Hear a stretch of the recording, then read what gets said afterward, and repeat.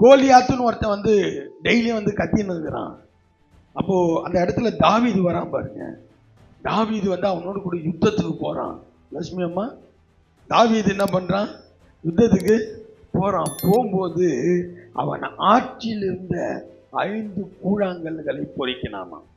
அவன் ஆற்றில் இருந்த கல்லை பொறுக்கி அதிலிருந்து ஒன்றை எடுத்து அடித்தான்னு சொல்ல, வேதம் வந்து சொல்லுது 5 கல்லை எடுத்தான். இல்லை சொல்ல 5 கல்லு.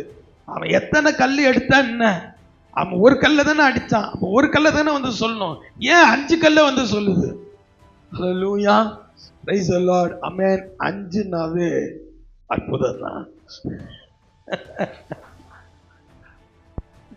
ஹல்லேலூயா.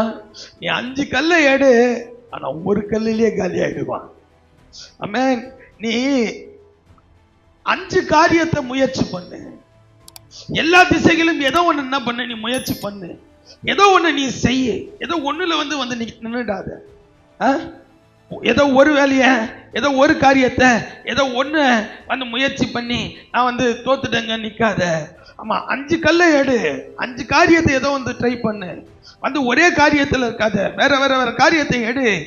யாருக்குன்னா தெரியும், அதுல இருக்கிற முதல் கல்லே கர்த்தர் உன்னை மேன்மைப்படுத்துவார். அதுல இருக்கிற முதல் கல்லே உன் எதிரிகளை காலி பண்ணும்.